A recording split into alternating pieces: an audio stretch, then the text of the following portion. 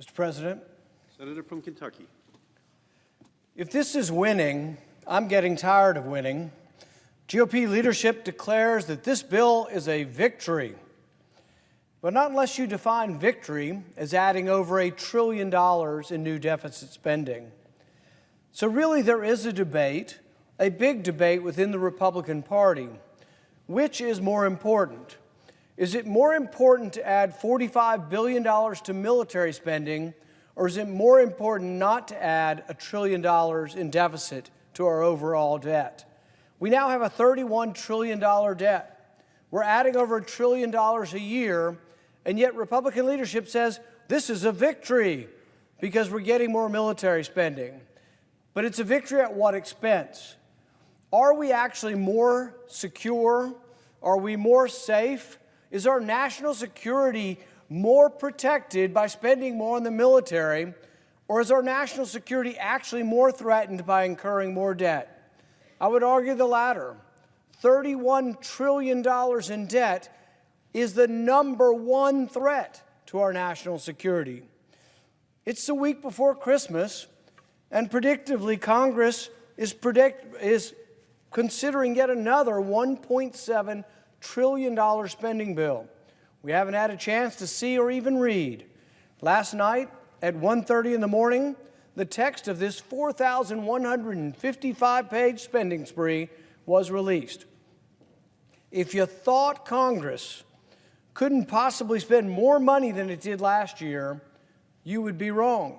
The Omnibus increases spending by 10% compared to last year's budget. You would think that nearly 2 years of 40-year high inflation would create some hesitation. You would think that a looming recession, spurred largely by exorbitant government spending, would give this Congress pause. But instead of taking a minute to consider what a responsible federal government budget looks like, we are instead placed behind the barrel of a gun, forcing us to choose between letting government expire or blindly passing a $1.7 trillion spending package that not only does not balance, but in fact spends over 10% more than last year. How does Congress spend taxpayers' money? Well, here's just a few examples of how your government currently spends money. We found that they spent last year $2.3 million injecting beagles with cocaine. It seems that they were curious, their researchers were curious, despite the pain they inflicted on these dogs, they were curious to know if cocaine causes adverse effects. Guess what? Read the newspaper, read the news, look at the addicts across our country. You think you need to inject beagles with cocaine to know that cocaine's a bad deal. $700,000 was spent to study how male parrots attract their mate. Really? We've got people who go hungry in our country. We got people that are trying to get out from behind poverty, and we're spending $700,000 studying how male parrots attract a female. We spent $187,000 to study whether or not dogs help kids cope. Of course they do. Ask any pet owner. Any pet owner could have told you, and we would have saved the taxpayer $187,000. We spent $118,000 to study if a metal replica, a robot of Marvel Comics' evil warlord Thanos, could snap his fingers. $118,000, really. They apparently hired some dude to wear metal gloves and then try to snap his fingers. You know what? They found out that it's impossible to make a snapping sound with metal fingers. So robots of the world, be warned, it's hard to snap your fingers. While we continue to spend ourselves into oblivion, almost every single European nation is working to shrink their deficit. We routinely look to Europe and we say, look how liberal, look how big government, look how socialized, and yet most of Europe actually balances their annual budget. In 2019, 15 of 26 European countries ran budget surpluses. Another 8 European countries ran deficits of less than 3% of their GDP, while here in the U.S., in that same year, our deficit exceeded 6% of GDP. Europe is a glaring example that fiscal responsibility is possible. It's not a pipe dream. In fact, if we just cut our spending to what we spent in 2019, just 3 years ago, we would actually have a balanced budget today. Instead, we have jumped from a deficit that was 6% of our GDP to a deficit that is 12% of our GDP. We are adding debt at an alarming rate. We are adding debt at a greater pace than we ever have in the history of our country. Thankfully, some of our predecessors in Congress anticipated this lack of restraint, and they gave us some guideposts. They gave us some rules. They established guardrails and tools to keep our budget in check. For example, there is a rule called the Statutory Pay-Go Act, or PAYGO for short. It requires that if you have new spending, it has to be offset by cuts elsewhere in the budget or elsewhere in the spending bill.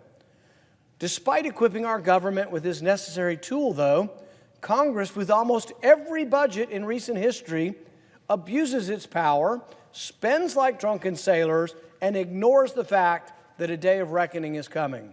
Unfortunately, Congress has virtually 100% of the time voted to waive the PAYGO requirements. The American people demand accountability for the damage the big government spenders are doing to our families and to our nation's economic well-being. I will not allow my colleagues to escape accountability by hiding behind 4,000 pages of legislative text.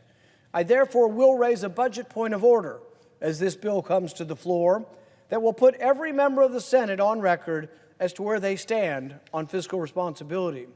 Unfortunately, most of the senators, even if they share my sentiments, they know that this point of order will be waived. They think they can quietly vote this way and no one will notice. Well, when American voters finally notice that people here are saying one thing at home and doing another, are promising balancing budgets and promising that deficits do matter, and then come up here and vote the opposite way, one day the American electorate will wake up and vote these hypocrites out. There are many other points of order that can be raised on this. The budget rules are actually of some value if we would actually obey the rules. Some of the people, you see them in their states, they're at campaign rallies, they'll tell you at town halls, they'll tell you on the Senate floor that we absolutely must get spending under control. They'll tell you that the debt is a problem. They'll tell you that it's a terrible way to run government to have omnibuses. It's terrible to put $6 trillion together in one bill, release it at 1:30 in the morning, and pass it, and you can read about it and find out what is in it later. I suspect you will find a lot of promises, though, that will be violated as we vote on these PAYGO restrictions. Realize that this is the law. The law of the land says you can't do this. Congress, in passing this omnibus, is breaking the law. The statute says very clearly they cannot do this. The only way they actually can evade responsibility is they change the law. They say, oh, well, it'd be embarrassing to get rid of the law. We will waive the law. So we have laws for decades that could actually right our fiscal house and put us on a course towards balancing our budget, and the rules are waived. They disobey their own rules. Congress does a disservice to the economy every time it waives these points of orders.